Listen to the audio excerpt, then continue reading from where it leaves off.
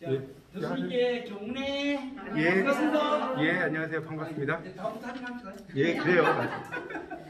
자, 우리말의 구조 제1강이 여러분 교재 보면 제1강이 써졌죠.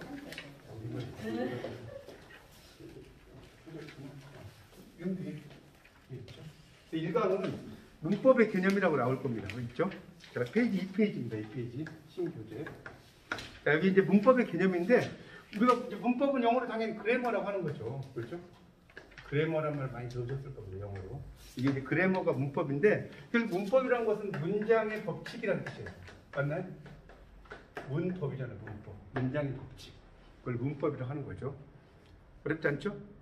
문장의 법칙인데 이게 이제 라틴어에서 둘째 줄에 보세요. 2페이지. 그라마티카라는 단어에서가 이제 유래가 됐어요. 원래 그래머의 어원이. 그리고 이제 이게 다시 그리스어로 가면 이게 테크네입니다. 우리말로 써서 테크네.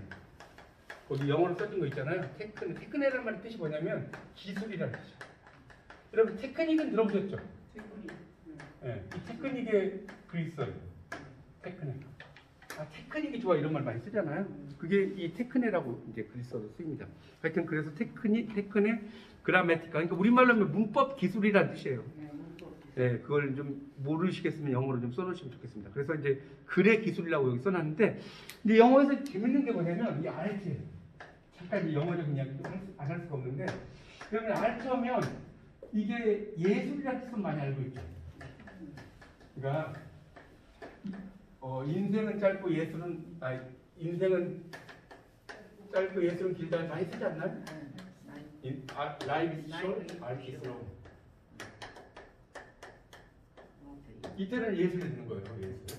그런데 이 에리 프람의 그 책 중에 사랑의 기술이라는 게 있거든요. 이 Art of Loving.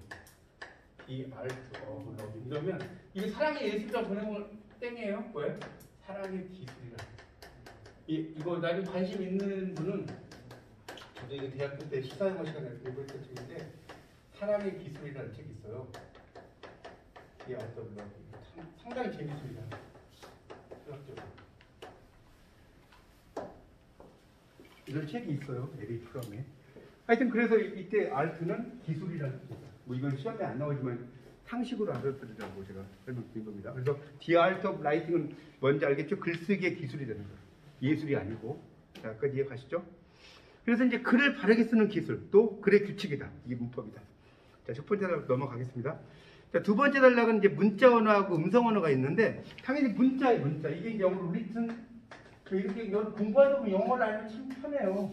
그죠? 랭귀지잖아요. 그러니까 쓰여진 언어예요. 쓰여진 언어. 쓰여진 언어니까 문자 언어가 되는 거예요. 이해가요? written 랭귀지잖아요. 그 다음에 spoken 랭귀지잖아요. spoken 랭귀지는 뭐예요? 말해진 언어예요. 우리말로 말해진 언어. 말해진 언어. 그러니까 뭐가 돼? 음성 언어가 돼. 여기까지 이해갑니까? 어렵지 않잖아요. 문자는 쓰여진 거잖아요. 맞죠? 음성은 뭐예요? 말해진 거.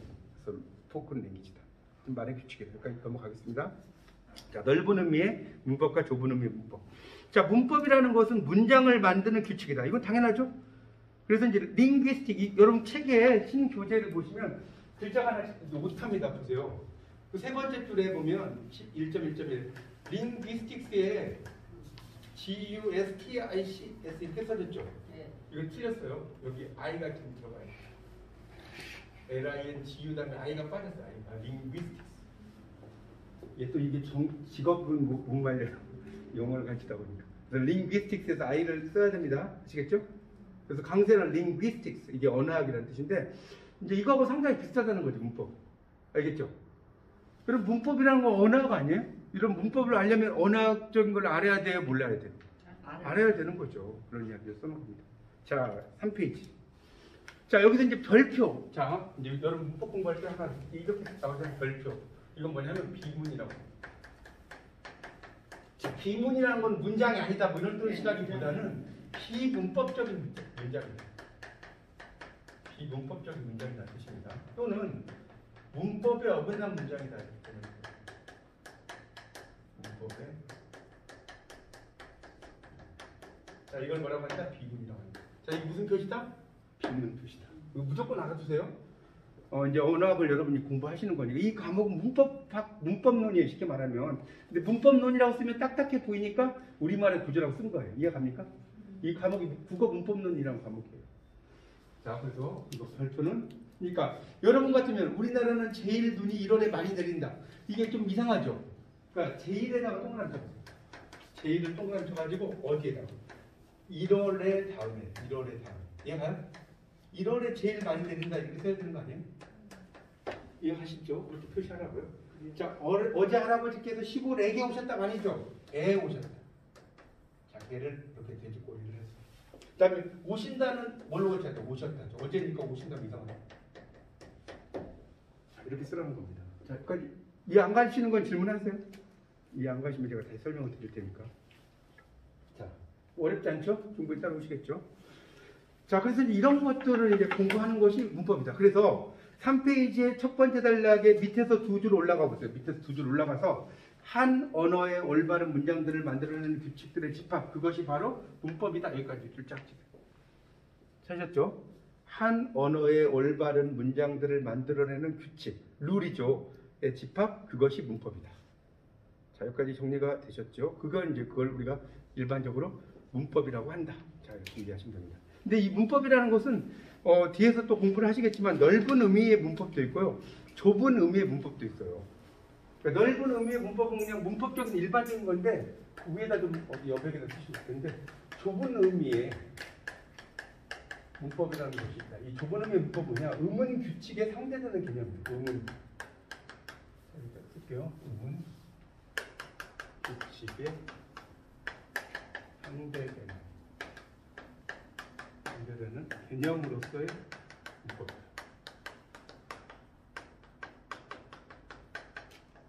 자, 이걸 이제 좁은 의미, 뒤에 가서 이제 좀 더 설명을 드릴 테니까 일단 그렇게 필기를 하세요. 그걸 좁은 의미의 문법이라고 합니다. 그러니까 넓은 의미의 문법은 그냥 문법이에요. 아, 이거 문법이 맞아, 문법이 맞지 않아 이런 의미를 쓰는데 좁은 의미는 문법학, 문법론 이런 거 있죠. 아, 내 전공이 문법이야. 그런 거 있잖아요. 내 전공이 문법이야. 이거는 문법론이라는 거죠. 맞나요? 문법에 관한 그런 것을 이야기한다는 거예요. 좀 이따 그걸 자세히 설명을 드릴 테니까 그렇게 알으시고. 자, 하여튼 문법을 좁은 의미로 쓰면 이제 이렇게 일부만을 포함시킨다. 그래서 이 스프링 가지고 이제 설명해요. 스프링 있잖아요. 스프링. 이제 우리말 발음을 표기하려면 스프링 이렇게. 그러니까 영어는 참 재밌는 게 뭐냐면요. 스프링을 보면 자, 이게 자음이 3개잖아요. 여기까지 아시겠죠? 자음이 3개인데 영어는 되게 쉬운데 그렇잖아. 이게 자음끼리 우리말에 이렇게 쓸 수 없잖아요. 영어는 없으면 어떻게 쓰냐? 의자를 조금 붙입니다. 의자. 그러니까 영어는 자음이 이렇게가 와도 된다 안 된다? 된다. 물론 이렇게는 안 오는데 이렇게가 와도 상관없어요. 왜? 타의자를 붙이면 돼. 근데 우리나라 말에서 여러분 자음이 막 3개 오는 거 보셨어요? 없단 말이에요. 물론 옛날에 중세 국어에는 뭐 이런 게 있었어요. 이 중세 이런 말 했는데 이 발음을 이게 어떻게 발음했는지는 이거는 뭐죠? 세종대왕 할아버지도 몰라요. 이걸 그래서 이제 여기 뭡니까 이호건 교수님도 제가 예전에 강의를 들어보면 뭐 부스그 이렇게 있더라고요. 이걸 이해가요? 부스그 뭐 이렇게. 예. 근데 이게 재밌는 게 뭔지 아세요? 이게 요즘에 한 끼 식사 있죠? 이거 옛날 말이에요. 정말로 한 끼 식사가 옛날에 이렇게 읽었다니까. 이런 걸 이제 뭐라고 하냐면 어두자음군이라고 해요. 좀 있어 보이는 말로. 문장의 어두에 자음의 물이다. 이 문법을 여러분 이제 공부하시면 참 재밌습니다. 이게 딱딱할 것 같지만 알면 되게 재밌는 과목이에요. 문법이. 이런 걸 어두자음군. 어렵지 않죠? 문장 앞에 자음이 모였단 말이에요. 물이 문자잖아요. 자, 됐죠? 자, 그 다음에 그래서 이제 그런 것이 이제 의문 규칙이라는 걸 써놓은 거고, 자, 그 다음에 밑에 마지막 단락. 전통 문법에서 문법을 넓은 의미로 이해했다. 그래서 라틴어 문법, 영어 문법. 이해가죠? 이게 다 넓은 의미라는 거예요. 6.1준의 대한문전, 국어. 이걸 암기할 필요는 없습니다. 다 넓은 의미다. 또 변형생성 문법. 거기다 밑줄 치세요. 이 변형생성 문법은 1960년대 이후라고 써놓습니다. 1960년대 이후에 만들어졌는데 누가 만든 사람일까요? 아마 쓰면 아실 것 같은데 이 촘스키라는 사람이 있어요. 노암 촘스키인데 이분이 이제 이런 걸 이분이 상당히 연세가 많으시고요. 아직까지도 아마 살아계실 거예요. 연세가 90대 정도 되셨는데도 이분이 이제 이 변형 생성문법의 대가입니다. 이 변형 생성문법은 나중에 여러분이 언어와 의미라는 과목이 있어요. 4학년 2학기 때. 그때 좀 더 배우실 거예요. 언어와 의미라는. 지금은 이제 자세히 배우진 않으실 거고. 하여튼 그래서 이제 그런 변형 생성 문법 이런 것들이 이제 있다는 거 이해하시면 되겠습니다. 넘어가겠습니다. 이제 너 청소기 어느 나라 사람이에요? 미국 사람입니다. 네, 미국 사람입니다. 네, 넘기세요. 제가 이제 강의를 할 때는 이걸 일일이 다 설명은 안 하고요. 그 중에서 좀 중요한 것에 포인트를 맞춰서 강의를 해드릴게요. 나머지는 여러분이 좀 읽으실 수 있는 거는 넘어가고, 그리고 이제 문제풀이 이렇게 하겠습니다. 4페이지. 이제 지금 우리나라의 대학에서는 문법론을 의문론이나 의미론과 분리해서 교과목을 개설하고 있다. 이것도 교과목이잖아요. 문법론이잖아요. 문법을 좁은 의미로 사용하고 있는 것이다. 맞죠? 그런 이야기를 써놓은 거고요. 자, 그 다음에 이제 문법과 문법론을 보겠습니다. 1.1.2에. 자, 문법이라고 하는 것은 아까 이야기했죠? 그래머라고 이야기를 했습니다. 자, 위에는 막 뭐라고 썼는데 별로 중요한 게 없어요. 이렇고. 자, 두 번째 단락을 좀 볼게요. 두 번째 단락에 내 전공은 의문이다 라는 말은 어색하다. 그런데 문법이다라는 말은 자연스럽다. 그러니까 이때 문법은 아까 얘기했죠. 문법론이라는 뜻이에요. 엄밀히 말하면. 문법이라고 썼지만 문법론이라고 써놓으세요. 자, 국어 의문이라는 것보다는 국어 의문론이 어울린다. 맞죠? 당연한 거죠. 그런 것을 써놓은 겁니다. 하여튼 문법이라는 거 하는 것은, 그러니까 거기다 밑줄 때 이게 중요한 말입니다. 밑에서 넷째 줄 밑줄.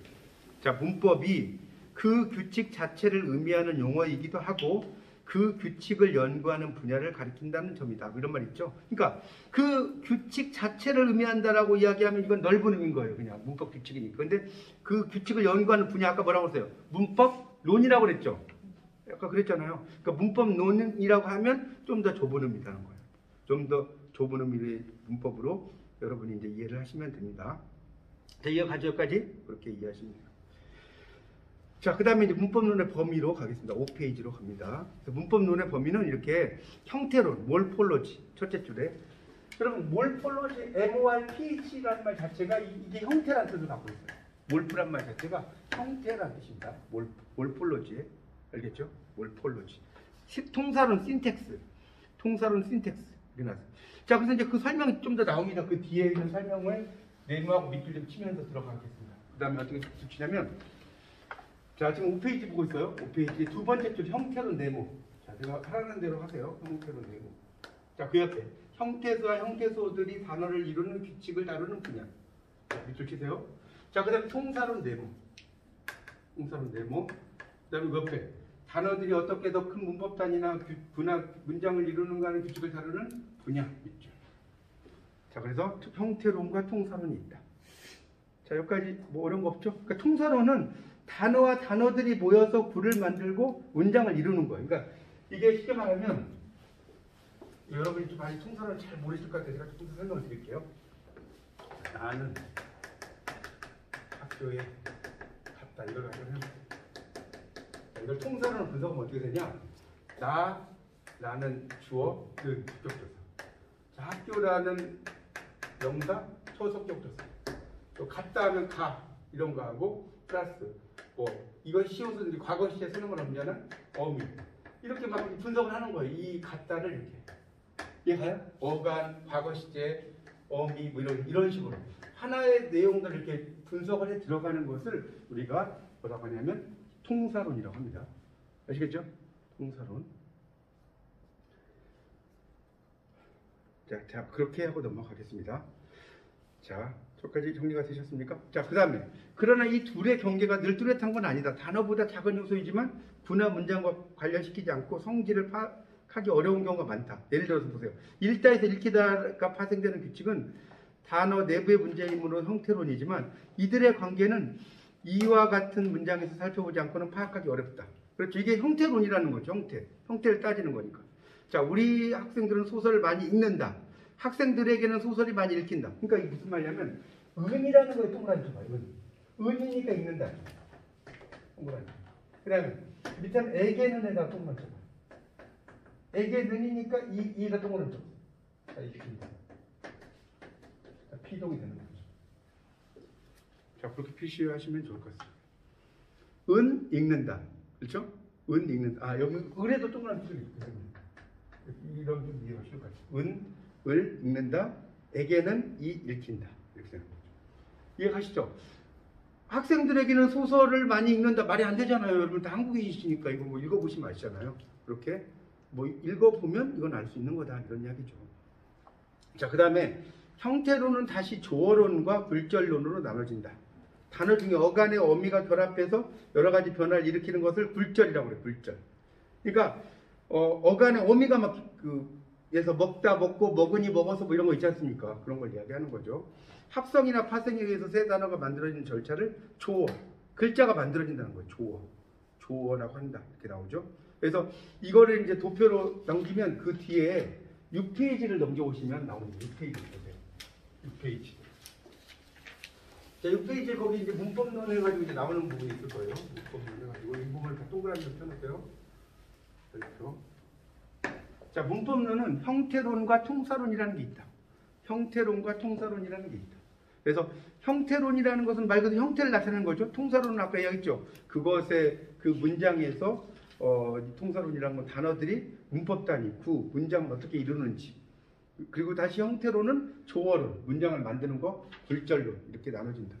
조어라는 것은 새 단어를 만들어 지는 절차예요. 조어, 문장이 만들어지는 거. 합성이나 파생이, 그러니까 쉽게 말하면 조어론은 이런 거예요. 여러분 좀 이해 안 가실 수 있으니까 참깨, 깨라는 말에 참이 붙었어요. 이런 조어론. 울보, 울이라는 말에 보가 붙었어요. 다 이게 조어예요. 이거 접두사, 전미사 붙었잖아요. 이런 것을 이제 조어론이라고 하고. 합성 같은 건 뭐냐면 합성은 뭐 눈물에 눈물. 눈이라는 말, 명사와 물이라는 말이 이렇게 합해졌어요. 이해가십니까? 눈과 물이 합성하잖아요. 이런 걸 말하는 거예요. 자, 그 다음에 다시 이제 6페이지를 넘겨서 규범 문법과 기술 문법이라고 하는 게 있을 거예요. 6페이지 넘겨보세요. 규범 문법과 기술 문법은 세 번째 줄 볼게요. 자, 문법을 순수히 과학적인 입장에서보다 일반인에게 알린다는 입장으로 서술되는 문법을 규범 문법이라 한다. 여기 밑줄 짝. 자, 6페이지 세 번째 줄입니다. 문법을 순수히 과학적인 입장에서보다 일반인에게 올바로 알린다는 입장으로 서술되는 문법을 규범 문법. 자, 이 규범 문법이라고 하는 거에 가로 묶어놓을게요. 자, 규범 문법은 바로 넓은 의미의 문법이에요. 넓은 의미의 문법. 자, 이렇게 쓰세요. 자, 규범 문법보다 넓은 의미의 문법이다. 규범 문법은 넓은 의미의 문법. 자, 이렇게 표시하십시오. 자, 그래서 여기에서 이제 규범, 처방, 지시 뭐 이런 것들이 이제 환자에게 이렇게 지시에 이렇게 하라, 그렇게 하라 이렇게 처방을 내리는 것 마찬가지로 이렇게 말하면 옳지만 저렇게 말하면 틀리니 안 된다. 이런 것을 이야기해요. 그러니까 규범 문법은 뭐다? 학교 문법이라는 거. 그래서 학교에서는 그렇잖아. 이거는 맞다, 이거는 틀리다 이런 거 이야기하지 않습니까? 자, 그런 걸 이야기하고요. 자, 그 다음 단락. 규범 문법은 개별 언어의 현상을 전반적으로 이제 하기 때문에 넓은 의미의 문법이다. 아까 이야기했어요. 자, 규범 문법에는 의문론이 포함되고 의미론이 포함된다. 의미론이라는 것은 영어로 이제 시멘틱스라고 이야기하는데 되게 재밌는 분야예요. 의미론은 이것의 어원이 어떻게 왔을까? 예를 들면 우리가 무지개라는 말이 있어요. 어원, 지금 이제 의미론은 어원하고 비슷해요. 어원하고. 쉽게 말하면. 무지개 왜 무지개냐? 물이라는 말과 지개가 왔다. 자, 여기서 리을이 떨어져 나갔다. 근데 이 지개는 이고 다니는 지개가 아니에요. 여러분, 지개라고 하면 이게 이고 다니는 지개가 아니라 지개문이라고 할 수 이제 어떤 북이라든가 이런 데 보면 이 문 중에 이렇게 아치형으로 이렇게 위에가 이렇게 창살 이렇게 이루는 문이 있나요? 이렇게 생긴 지개, 이걸 지개문이라고 하거든요. 그러니까 무지개라는 게 이렇게 생겼잖아요. 이렇게. 맞죠? 아치형을 이루지 않습니까? 거기에서 이제 무지개라는 말이 나왔다. 예를 들자면. 그러니까 무지개라는 것은 물지개. 이렇게 따지는 거예요. 그걸 뭐라고 한다? 의미론이요. 아시겠죠? 물론 이제 의미론도 이렇게 말하는 건 아주 기본적인 이야기고 뭐든지 깊이 들어가면 복잡한데 여러분 이제 아직은 뭐 이렇게 의미론을 자세히 모르시니까 제가 예를 들어드린 겁니다. 하여튼 그런 게 의미론이다. 자, 다시 이제 교재를 보세요. 자, 그런 것을 이제 이야기하는 학교 문법과 같다. 그 다음에 이에 비해 그 밑에 있습니다. 옳고 그름에 지나치기. 자, 여기 밑줄 쫙 치세요. 마지막 단락 첫째 줄에 옳고 그름에서부터 밑줄. 지나치게 얽매이지 않고 언어 현상을 실제 나타난 그대로 기술하는 법을 기술 문법이라 한다. 밑줄 치세요. 그런 것을 기술 문법이라고 한다. 자, 기술 문법은 뭐냐? 실제 있는 그대로 과학적으로 나타내. 그러니까 과학적이면 실증적이다. 여러분 실증적이란 말이 뭘까요? 실제로 증명한다. 맞나요? 실증적이잖아요. 실증주의 이런 거 있는데 실제로 증명한다는 뜻이에요. 실제로 증명한다. 이런 뜻이라고요. 여기까지 풀게 되셨죠? 자, 그래서 이제 1930년대 미국을 중심으로 일어난 기술 언어학에서 이제 유래가 됐다. 그러니까 거기다 밑줄 치세요. 1930년대부터 유래된 거. 자, 이게 바로 뭐냐면 구조주의 기술 언어학이라고 합니다. 말이 어려운데. 이 1930년대 벌써 이런 그 언어학을 구조주의 기술 언어학이라고 해서 이제 연구가 됐습니다. 그렇게 이제 필기하세요. 자, 오늘날의 이제 학교 문법이 여기에 속한다 이렇게 나왔죠. 예를 들어서 우리말 보세요. 이리 오너라는 맞고 이리 와라는 틀린다고 가르치는 게 기본 문법이요. 맞죠? 뭐 이리 오너라 판소리에도 얻고 놀자 뭐 이런 노래 있지 않습니까? 오너라가 맞고 이리 와라가 틀린다. 학교 문법. 그런데 이리 와라라고 하는 것이 많이 쓰여요. 요즘에 뭐 나비야 이리 날라 오너라 이러죠. 그 노래 있잖아요. 이리 날아 오너라 이렇게 쓰지 않습니까? 그런데 이게 이리 와라라고 하는 것이 많이 안 쓰이지만 요즘에는 또 이게 이리 와라가 좀 쓰일 수도 많이 있잖아요. 그러면 이것도 문법이 돼야 돼요. 문법이 되는 거예요. 이해가시죠? 그러니까 거기 이제 세 번째 그래서 뭐라고 썼어요? 현행 표준어에서는 7페이지. 와라를 인정하고 여기 써놨을 거예요. 오너라는 예스러운 표현이다. 그리고 오너라 요즘에 오너라 이런 말 좀 어때요, 여러분? 이제 일상에서 이런 말 쓰시나요? 이리 와봐 이러지. 이리 오너라. 이 무슨 뭡니까? 참 그러시게 이리 오너라. 그렇죠. 그러니까 그렇죠. 예, 그렇죠. 완전 이리 오너라 얻고 놀자. 예, 그러니까 말씀드린 맞아요. 그러니까 이게 그런 의미로 이제 좀 옛날 말투에서 우리 이제 어디 옛날에 뭐 이렇게 집에 들어가면 뭐 이렇게 이제 뭐 문 앞에서 뭐 이야기할 때도 이제 이런 식으로 쓰지 않습니까, 그렇죠? 이리 오너라 이렇게 막 쓰기도 하고 하여튼 옛날 표현이라는 겁니다. 요즘엔 이해가시죠? 그러니까 어쨌든 현실적으로는 이 어느 언어의 문법은 규범적으로 쓰이느냐 기술적으로 쓰이냐에 따라서 차이가 나타나지는 않는다. 하여튼 문법이라고 하는 것이 이렇게 이렇게 규범 문법이라고 하는 것이 있고 기술 문법이라고 하는 것이 있다. 그러니까 기술 문법은 좀 더 과학적인 것이다. 이렇게 이제 보신다는 거고요. 자, 우리말의 문법적 특징. 이게 이제 정말 중요합니다. 이 앞부분은 그냥 이제 워밍업이에요. 워밍업이고. 자, 이 우리말의 문법적 특성 여기 1.3 있죠. 여기 별 3개 쳐놓으세요. 1.3에 이게 지금 오늘 수업의 하이라이트입니다. 일과에. 그래서 이걸 알아야 돼요.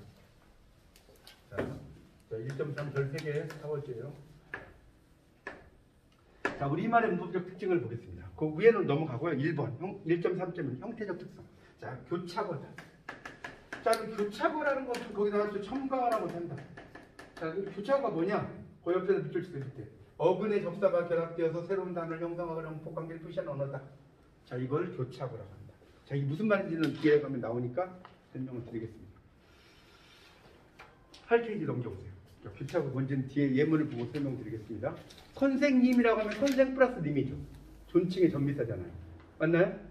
일찌감치 왔어. 그러면 이게 일찌감치는 원래 일찌 플러스 암치였어요. 원래 전미사. 근데 이게 일찌감치라고 할 때 이걸 일찌감치라고 연음을 쓴 거예요. 그럼 지붕이라는 게 지 플러스 웅가 아세요? 지붕이라고 할 때 이거는 지 플러스 웅이었어요. 이게 지붕이 된 거예요. 전미사. 지 플러스 붕이 아니에요. 지부의 지붕이라고 하지 않습니까? 하여튼 이런 걸 말하는 거예요. 그래서 뭐 깨서 이런 것들도 굴절 전미사. 이제 우리말의 조사죠. 조사. 깨서든에서 이런 건 조사라고 하지 않습니까? 그다음에 겠습니다 같은 굴절 전미사. 어미죠. 어미. 그러니까 어미라든가 조사 같은 건 다 뭐다? 굴절 전미사라고. 아까 제가 굴절에 대한 이야기 앞부분에서 설명을 좀 드렸죠. 굴절. 그러니까 한 단어 내에서 어간의 어미가 결합하는 규칙. 기억나십니까? 아까 필기했는데 그거를 굴절론이라고 한다고 했어요. 어간의 어미가 결합되는 거. 잘 이해가 안 가시면 다시 적으세요. 공부는 반복입니다. 어간에 어미가 결합되는 형식이라고 했어요. 그러니까 조사 같은 경우도 일종의 이제 불절에 들어간다. 그 다음에 선생님께서는 3번 일체감치 학교에서 떠나셨겠습니다. 이런 것들. 이런 것들도 이제 대표적인 그런 케이스죠. 그래서 체언에 붙는 조사와 용언의 어간에 붙는 어미. 자, 체언이라는 것은요, 뒤에 가서 여러분 더 자세히 공부하시겠지만, 명사, 대명사, 수사를 취합니다. 용어는 뭐냐, 용어는? 공사, 형용사. 여기까지만 이야기할게요. 뭐 자세한 건 뒤에 가서 또 나오니까. 공사, 형용사, 용어이라고 해요. 그러니까 용어는 쉽게 말하면 뭐다? 활용이 돼야 돼요. 활용되잖아요. 먹다, 먹고, 먹으니, 높다, 높고, 높으니. 근데 체언은 활용이 됩니까? 안 되죠. 그래서 책을 활용이 됩니까? 뭐 그거 활용이 돼요? 뭐 셋 활용이 돼요? 안 되잖아요. 그대로 가지. 자, 그래서 활용이 되면 용언, 활용이 안 되면 체언이에요. 물론 옛날 고대어에서는 명사도 활용된 거 아세요? 명사도 막 이제 명사의 활용을 이제 고경이라고 하는데 나무가 있어요. 나무가 이게 요즘은 나무예요. 나무. 근데 나무가 어떻게 되냐면 남기가 돼요. 남기. 이러면 나무예요. 요즘엔 나무에다 그냥 애가 붙잖아요. 옛날에 중세에서는 이게 나무애가 돼요. 경상도에는 지금도 나무라고 해요. 남기라고 하나요? 그러니까 그게 좋은 말씀이에요.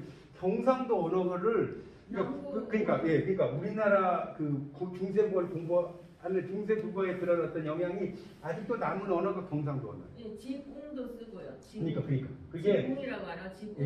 옛날 그러니까 이 경상도 출신이시니까 예. 이게 훨씬 더 엄마가 하는 소리가 그 지붕이라고 하죠. 아 그러니까 맞죠.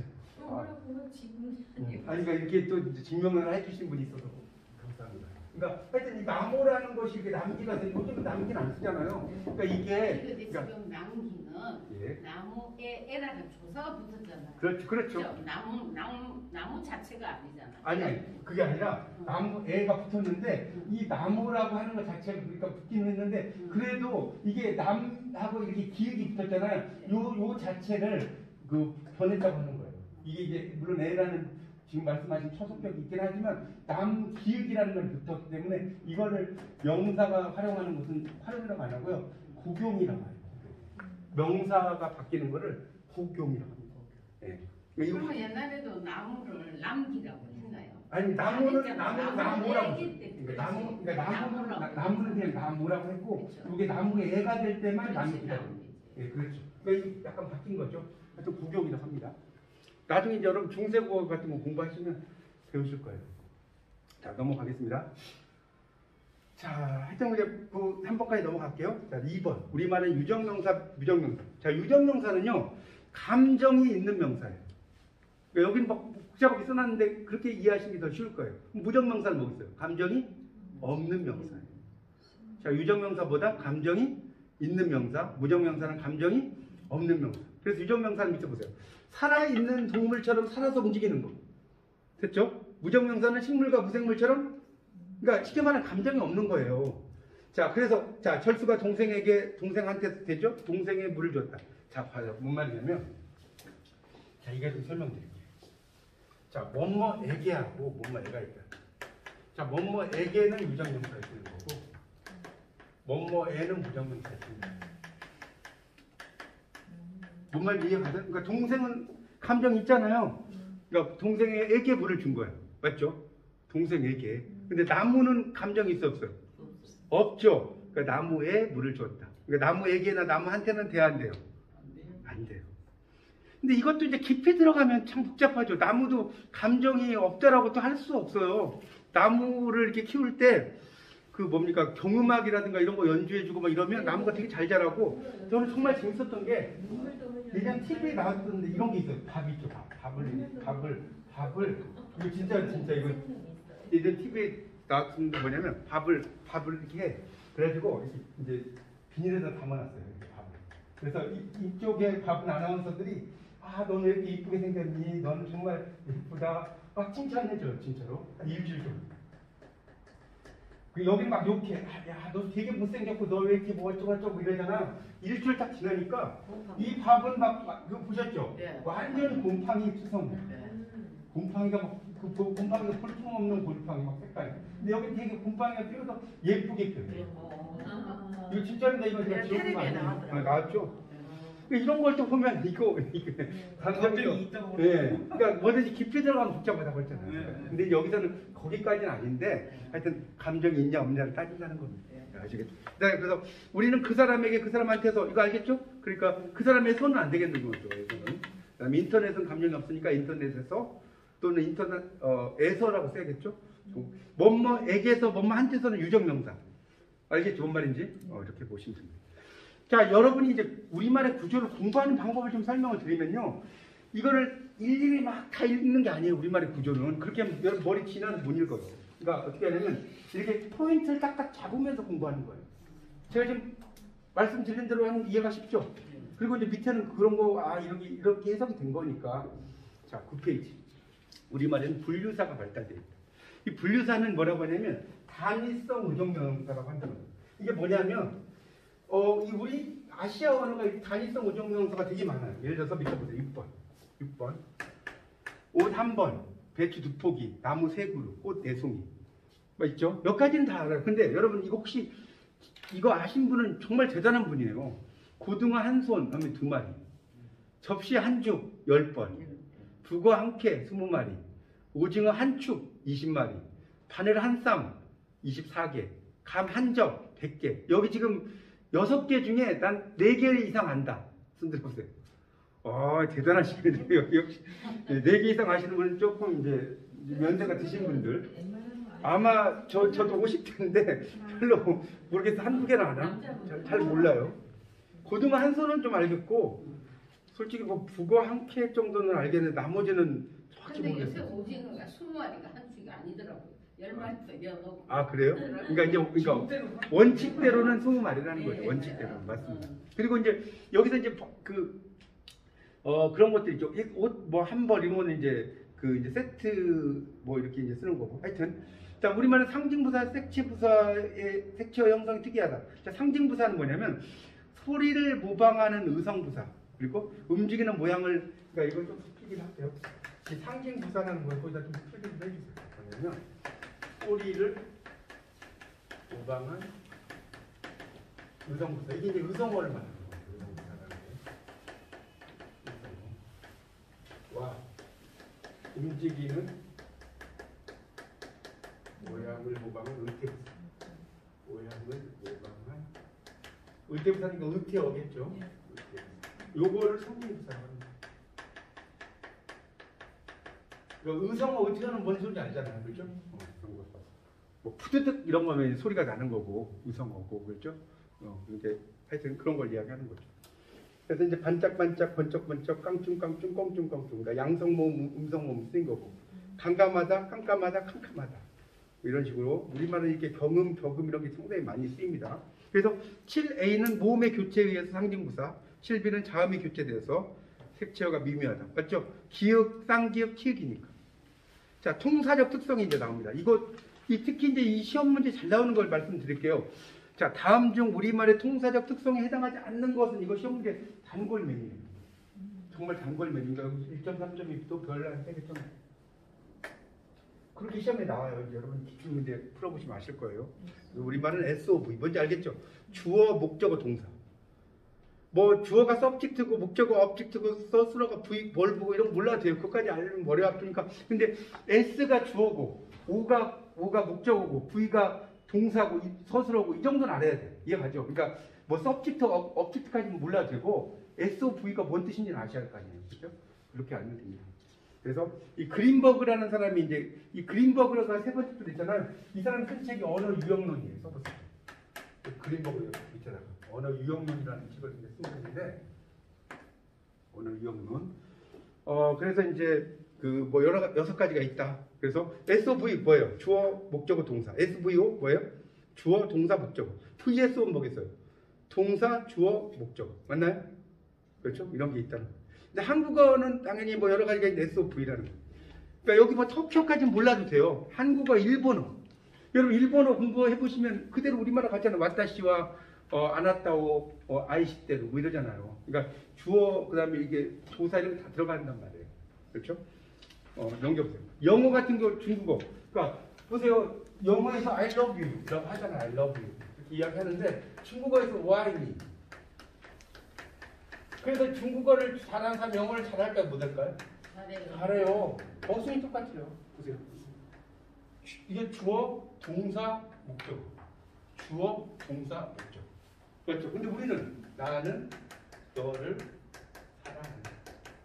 사랑한다. 이렇게 쓰잖아요. 주어, 목적어. 물론 어떤 분 이런 분이 있어요. 나는 사랑해 너를도 있지 않습니까? 그거는 도치지. 원래 문법은 아니잖아요. 맞죠? 우리나라 문법이거든요. 그걸 이야기하는 겁니다. 자, 그래서 다시 넘겨보세요. 10페이지 지금 보고 있습니다. 자, 그런데 이제 자유어순 같은 경우도 이제 우리말은 교차하긴 하지만 어순이 자유로워요. 그러니까 자유어순이 맞죠? 우리말은 참 재밌는 게 우리말이 참 재밌는 언어예요. 보세요. 우리는 보세요. 나는 너를 좋아해. 이렇게 쓰잖아요. 근데 우리말이 재밌는 건 뭐예요? 자, 이거 빼버려. 자, 이거 빼버려. 이거 쓸 수 있었어요. 예전에 그 장현이 부른 노래 중에 나 너 좋아해라는 노래가 있었어요. 맞죠? 갯벌처럼 흐르는 게 사랑이라고 해가지고. 근데 일본어에서 와타시 아나타 아이시테를 쓰나요? 일본어 잘하시니까. 잘 안 쓰죠? 그렇죠. 네. 아저씨가 아나타오. 그렇죠. 그러니까 일본어에서는 반드시 또 쓴단 말이에요. 근데 우리말에서는 안 쓴단 말이에요. 이렇게 써도 나 너 좋아해. 밥 먹어 이러지. 밥을 먹어 이렇게 안 쓰잖아요. 밥 먹어 그러지. 이게 참 우리말이 재밌는 거예요.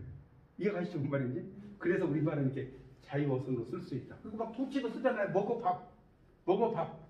이런 걸 되게 많이 쓰거든요. 그렇게 써도 전혀 지장이 없단 말이에요. 자, 그런 걸 이야기하는 겁니다. 자, 그 정도만 하고 넘어갈게요. 자, 2번. 수식 구성에서 수식어는 반드시 피수식어 앞에 온다. 이건 당연한 거죠. 여러분 수식어하고 피수식어를 헷갈리시면 안 돼요. 수식어는 꾸미는 말이에요. 거기 밑줄 치세요. 가로에 놓고. 그다음에 피수식어는 꾸밈을 받는 말. 이걸 헷갈리면 안 됩니다. 여러분 이거 확실히 알고 계셨어요? 수식어는 꾸미는 말, 꾸며주는 말. 피수식어는 뭐라고요? 꾸밈을 받는 말. 그러니까 자, 새 집이 있어. 새 집. 새로운 집이라는 뜻이에요. 그러면 이게 당연히 수식어인 거예요. 맞죠? 꾸며주는 거예요. 이게 뭐예요? 피수식어. 자, 이러면 좀 이해가 쉽죠? 이거 꾸며주니까. 새 집이라는 게 이렇게 쓴다고. 새하고 집은 새 집, 뉴 하우스예요, 뉴 하우스. 근데 우리말 참 재밌는 건 뭐냐면 새 집이라고 써도 돼요. 자, 그는 새 집으로 이사. 그러면 이 집이 한 20년 됐어, 지어진 집. 그래도 새 집의 헌집이에요. 도배만 하면 새 집의 헌집이에요. 새 집이죠. 이렇게 써요. 이때는. 이 집이지 않습니까? 그러니까 위에 있는 거는 이제 정말 이제 오래 건축된 집이 새 집인데 그는 새 집으로 이사 왔다 할 때는 이렇게 쓴다니까 진짜. 이때는 붙여버려요. 이사 온 집은 이렇게 쓰는 거예요. 이사 가고 헌집이란 말 써요? 안 쓰죠. 참 우리말이 복잡합니다 이게.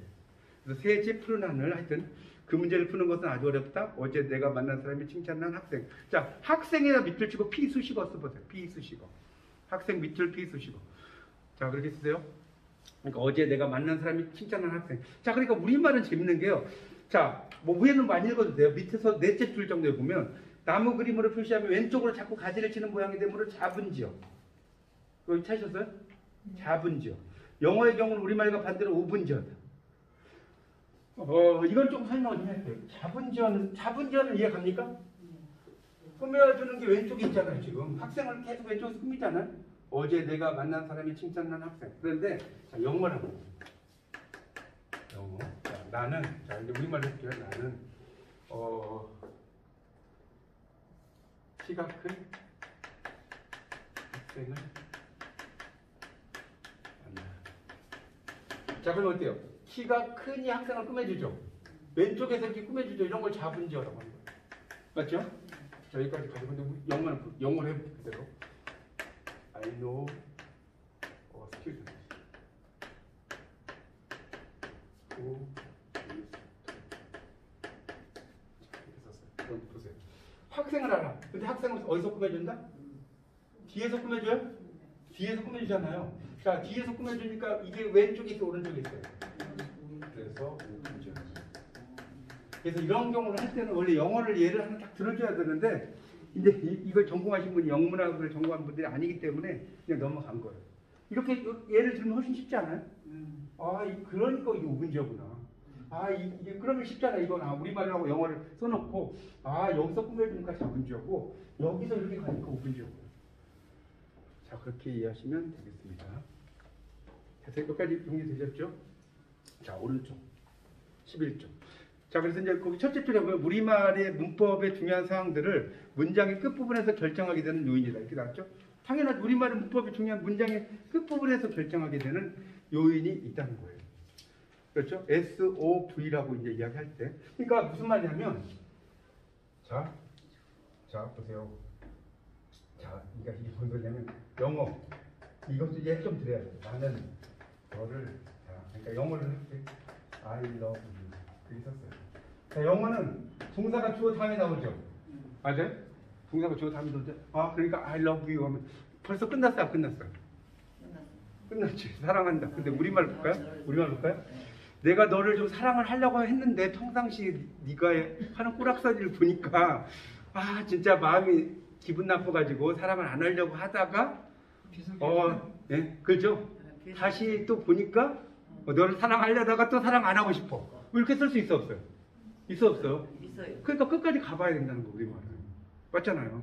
영어는 그냥 I love you만 끝났는데 우리말은 그게 아니야. 끝까지 가봐야 돼. 맞잖아요, 제 말은. 그렇죠, 그 이야기입니다. 그러니까 끝에서 결정하고. 그다음에 우리말은 근간 성분의 생략이 용이한 언어다. 여기 지금 일단은 저기 14쪽까지 좀 하고 싶는 게 나을 것 같으니까 조금만 더 참으세요. 제가 한 10분 안에 끝낼 테니까 1교시에. 그래서 우리말은 근간 성분의 생략이 용이하다. 무슨 말이냐면 근간 기본적인 성분, 그러니까 주어, 목적어, 서술어 밑에 있죠. 근간 성분이라고 한다. 그 바로 밑에. 그래서 원래는 어디 다음에 애라고 써보세요. 애가 지금 생략된 거야. 거기 그 9번 예문에 A에 어디 애가. 그렇죠? 학교에 A는 이제 이것도 애 가로로 써놓으세요. 학교 가면 써도 돼야 안 돼요?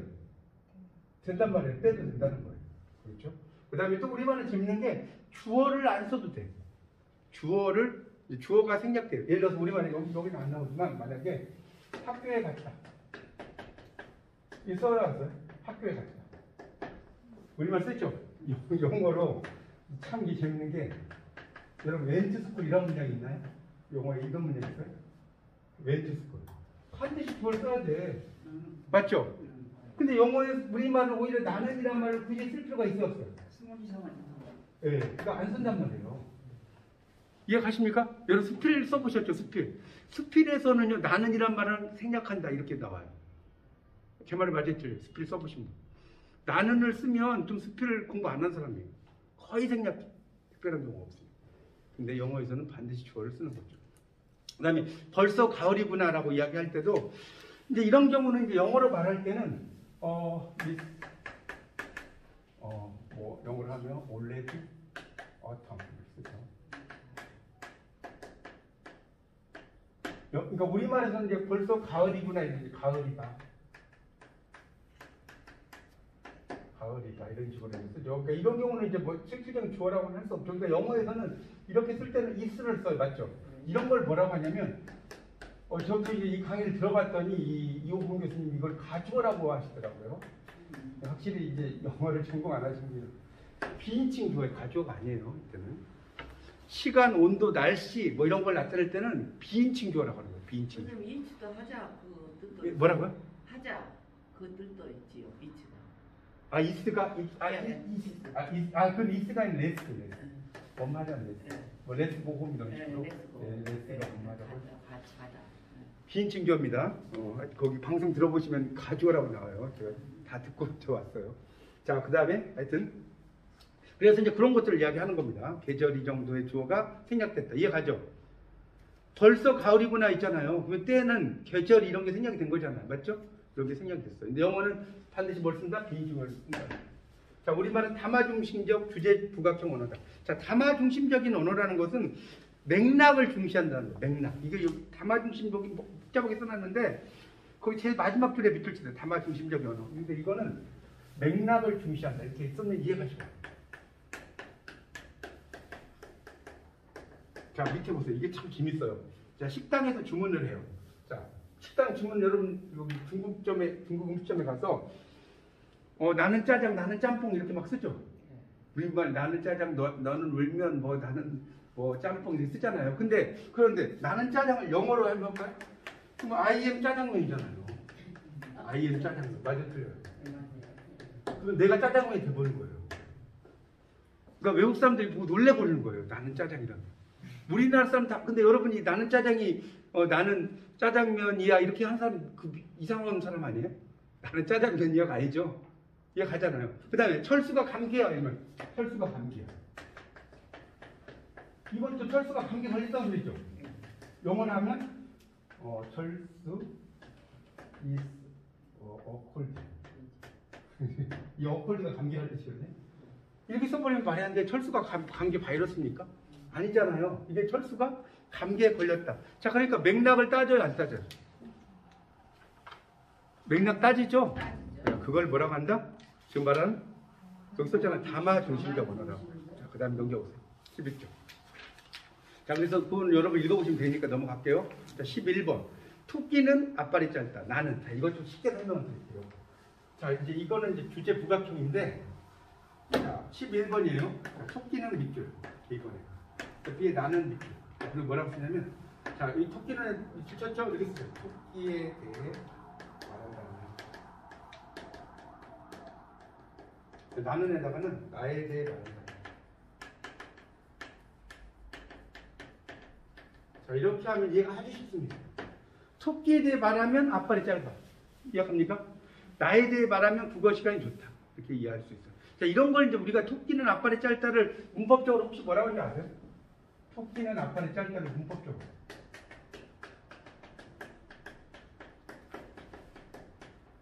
자, 보세요. 주어가 몇 개 났어요? 이중조. 네. 지금 누가 이야기했어요? 이중조. 이중조입니다. 예, 이중조. 자, 우리가 코끼리 아저씨는 코가 손이래 가자를 주면 코로 받죠. 여러분 초등학교 때 많이 들어보셨죠? 이게 이중조예요. 왜? 코끼리 아저씨는 는 있죠. 코가 가가 있죠. 주어가 두 개. 영어에서 이런 말이 있을까요? 영어에서는 절대로 주어를 두 개 쓸 수 있다 없다? 없다. 제가 영어만 거의 40여 년 그런 문장 못 봤어요. 코끼리 아저씨는 코가 손이래? 이해가시죠? 그렇게 됩니다. 자, 그래서 이 주제 부각형 언어는 그러니까 주제 부각형 거기 이제 밑에 써놨죠. Complete Prominent Language라고 거기 밑에다 이렇게 주세요. 주제 부각형 언어. 자, 이거는 주제 플러스 설명. 자, 주제는 어떻게 하라? 뭐뭐에게 말한다. 설명 뭐뭐이다. 이해갑니까? 자, 이거를 주제 부각형이다. 자, 마지막 우리말은 경어법이 매우 발달했다. 맞나요? 경어법이 매우 발달했잖아요. 밑에 보세요. 그래서 이제 주체 경어법, 객체. 주체는 주어고 객체는 목적어를 말해. 목적어. 상대방, 상대 경어법, 청자. 그래서 밑에 나오죠. 영희가 동생에게 밥을 주었다. 나왔죠? 그 다음에 동생에게 밥을 주었습니다. 이게 뭐 뭔지는 몰라도 경어법이 발달했다는 거 말면 돼. 이거는 밥을 주셨다. 어머니께서. 주셨습니다. 뭐 쭉 나오죠? 또 어른에게 진지. 그래서 우리말은 이렇게 복잡하다. 아시겠죠? 이게 뭐 주체, 객체 그건 알 필요 없습니다. 그것까지 알 필요 없고 하여튼 우리말은 존칭이 발달했다 이렇게 말면 돼요. 존칭. 근데 영어 같은 경우는 어때요? 영어는 대통령도 유야. 맞아요? 여러분 영어에서는 그냥 막 뭡니까? 나이 많은 분한테 하이 이래도 돼요. 맞죠? 헬로 이렇게 써도 돼요. 이거밖에 없다니까요. 근데 이게 우리나라 말로 안녕 이런 뜻이 안녕. 근데 우리말에서 할아버지 안녕, 선생님 안녕 이렇게 못 쓰잖아요. 그렇죠? 근데 영어에서는 그렇게 존칭어가 많이 발달하지 않았다는 거. 대통령도 유잖아요. 맞죠? 대통령도 유예요. 그냥 맞잖아요. 그래서 우리말이 상당히 발달했다. 자, 문제 풀고 좀 쉬겠습니다. 자, 문제가 4문제 나옵니다. 문제를 잘 푸셔야 돼요, 여러분이. 1번 13페이지. 문법이라는 수로가 나머지와 다른 거. 자, 딱 보니까 뭐예요? 넓은 의미의 문법과 좁은 의미의 문법을 찾아라. 맞나요? 제가 계속 이야기했잖아요. 자, 문법이란 한마디로 말해서 문장을 형성한 규칙이다. 넓은 의미. 넓은 의미라고 써요. 문법에 어긋나는 문장에 별표 붙인다. 넓은 의미. 4번. 한 언어의 올바른 문장을 만들어내는 규칙들의 집합이 문법이다. 넓은 의미. 3번이 답이네요. 나는 대학에서 문법을 전공했다. 자, 문법이라고 했지만 제가 아까 했죠. 뭐라고 했어요? 문법론을 전공했다. 맞죠? 아까 했잖아요. 문법론이니까 넓은 의미에 좁은 의미예요. 좁은 의미. 자, 좁은 의미의 문법의 범주에 속하지 않는 거. 이것은 아까 6페이지를 펴보세요. 6페이지.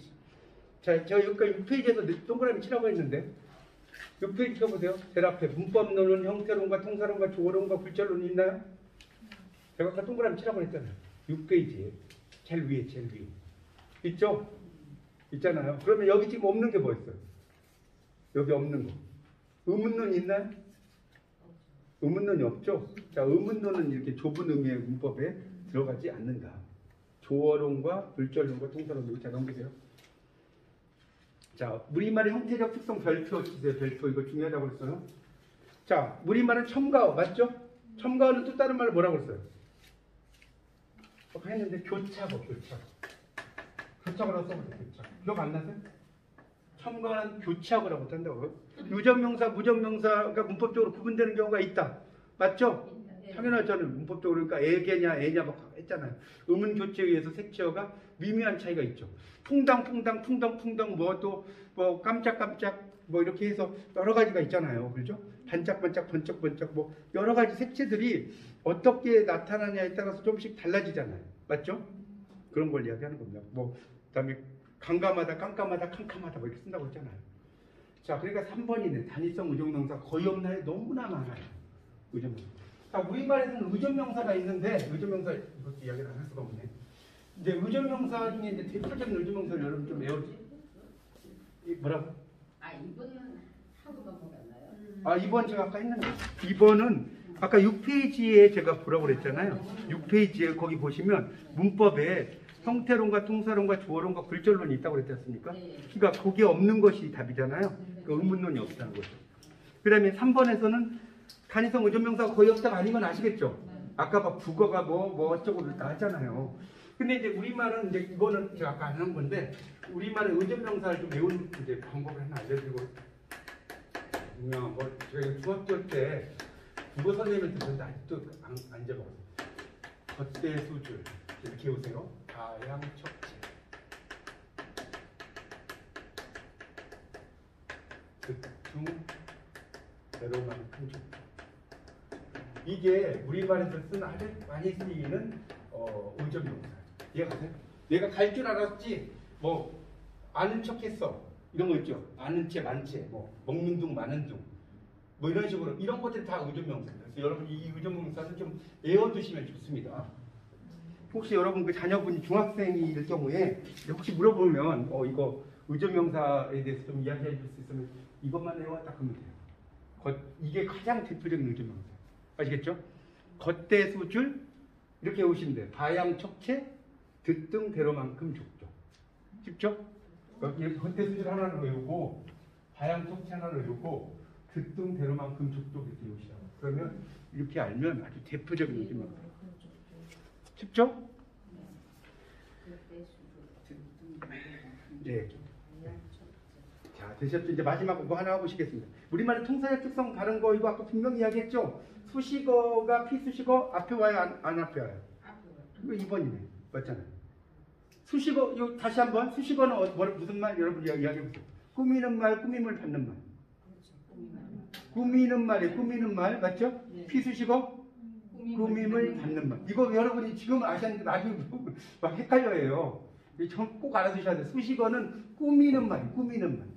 꾸미는 말이 수식어. 피수식어 꾸밈을 받는 말이 2번이고. 그러면 우리말은 SVO예요? SOV예요?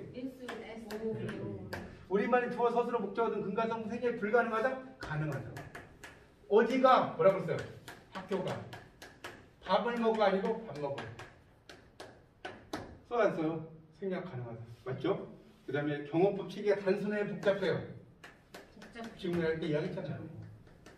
막 밥도 진지라고 하고 우리말은 엄청 복잡합니다. 할아버지 밥 먹어 이렇게 쓸 수 없어. 그러니까 베트남에서 온 며느리가 경어법을 몰라.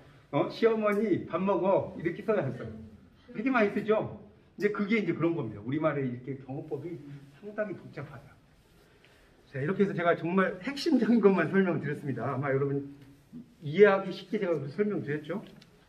저도 방송을 봤는데 그래도 이해하기 쉽게 설명드렸습니다. 네, 좀 쉬었다가 그 다음에 이어서 보도록 하겠습니다.